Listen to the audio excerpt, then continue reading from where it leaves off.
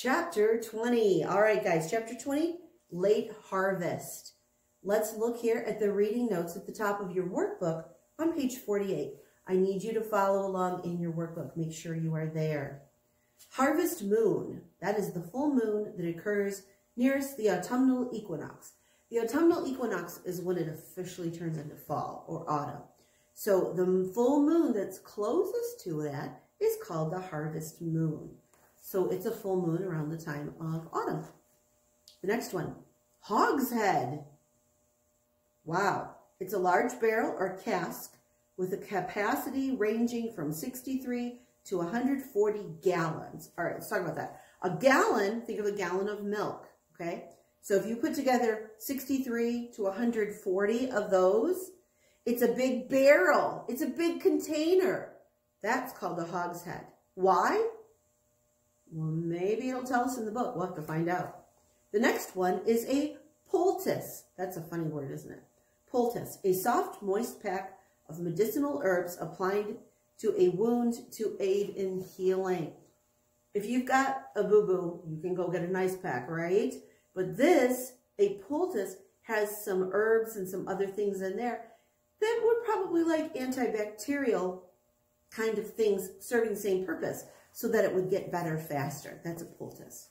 All right, guys, look down at the vocab. Number 1, Alice put on her hood and shawl.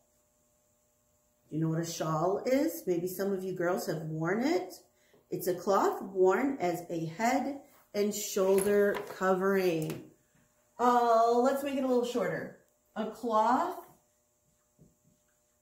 worn, you're going to have to write small, over head and shoulders. Sorry that it's long, but we got to make sure we have it in here, right? A shawl is a cloth worn over your head and shoulders. Usually it's just girls that wear those.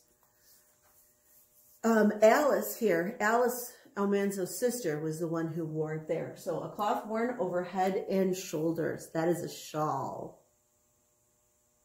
All right, finish that up. Remember, you can pause it if you need to before going on to the next one. The next one, number 2. Cold wind blew gritty dust into Almanzo's eyes. Gritty here means sandy. So the dust that came over had enough sand in it that it got sand in his eyes. It was gritty. That's a lot shorter than the last definition. Number 3, Alice held out her grubby hands to warm them. Did Mom ever tell you that something's grubby? Yeah, that means dirty. Your grubby hands, your dirty hands. Right now, especially, you need to keep your hands clean. Wash them often with soap and water or hand sanitizer, obviously. We need to do that all the time. Keep them clean. It's the best way to prevent spreading germs. Nobody wants germs. All right, number 4. It stuck on his face, scalding hot.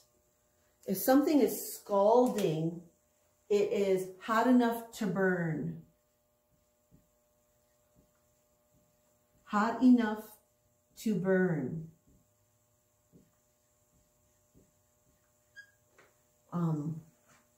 To scald means to burn it. When my grandma was a little girl a long, long time ago, she told me that when she was a little girl, they didn't have things as careful. They weren't as cautious a long time ago about keeping things safe. She pulled over a pot of boiling water on her, and she had burns on her neck for the rest of her life. She was scalded. If something is scalding hot, it means it's hot enough to burn. Ooh, late harvest. I wonder what they're harvesting, and I wonder what in the world could scald. You'll have to read and find out. Number 5, I guess it's your potato. He snuffled. Snuffled is another word for sniffled. Yeah. Sniffled. There's another part to it, though. Breathed heavily. Breathed heavily. Snuffled is like sniffled and breathing heavily. I guess it's your potato.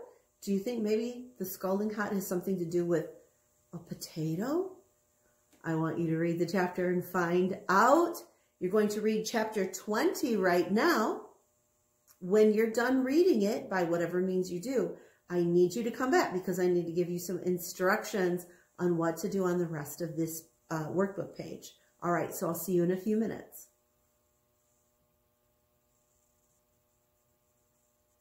All right, boys and girls, back after reading the chapter.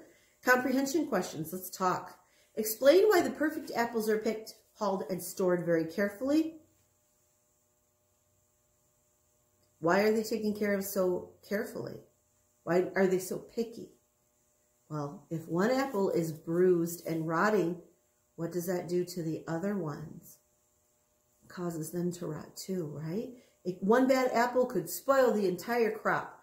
How are the imperfect apples used? They didn't waste anything. So what did they do with those apples? What did they make from them? Cider. Good stuff. Good stuff. Okay, number 2.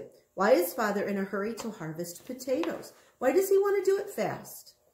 Well, there could be frost. And if there's frost, it'll kill the potatoes. It'll kill all the... It's just bad. So that's why he wanted to get it done fast. 3. How can Almanzo usually tell the time of day when he's outside? What does he look at? He looks up at the sun. He knows where the sun is supposed to be in the sky, and that can tell what time of day it is. But it says, why doesn't this method work when they're digging potatoes? Well, what kind of a day was it? It was a cloudy day, right? So if it's cloudy, can you see where the sun is in the sky? No, so he couldn't tell. He couldn't tell. Number 4, how does Almanzo get blistered? Do you remember that? The potato, right? He was cooking it and it exploded. That's why when Mom cooks potatoes, do you know what Mom does to the potatoes? She puts holes in it. She puts fork holes in there. And for this exact same reason, you don't want it to explode in your microwave or in your oven. You need to allow some of the room for it to vent. And that's what Almanzo did not do with that potato. And it went all over and hurt him. All right, number 5.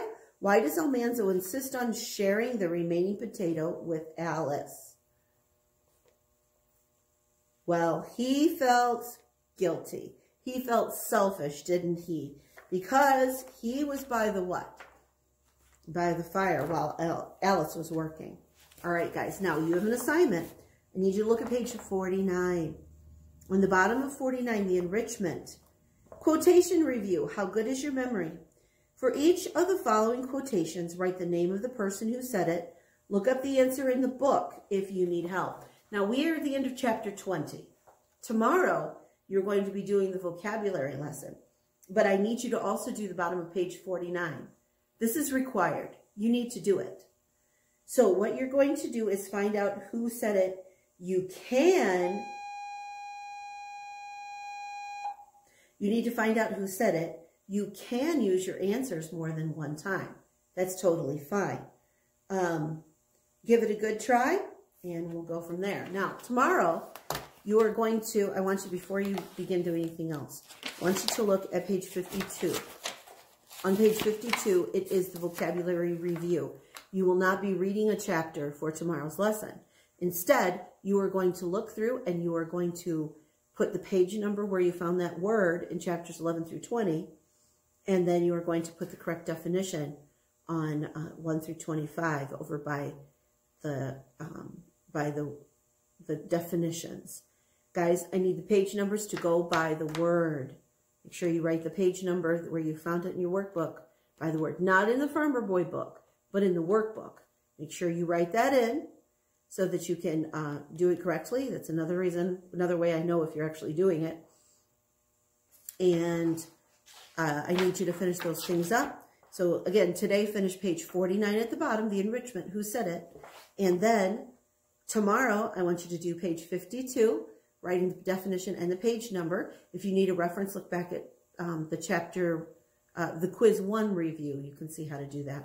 Also, if you would like to do 50 or 51, you can do that. You can color it in. You can put the elements of literature. That's up to you. So I will see you in 2 days on page 54 when we do chapter 21. Tomorrow do the vocab, and I'll see you next time.